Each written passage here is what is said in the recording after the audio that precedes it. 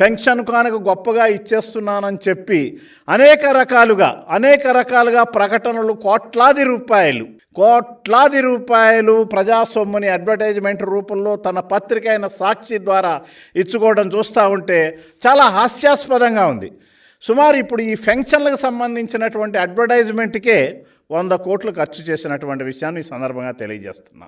జగన్ రెడ్డి వయోపరిమితిని తగ్గించిన మేరకు పెన్షన్లు పెంచలేదు.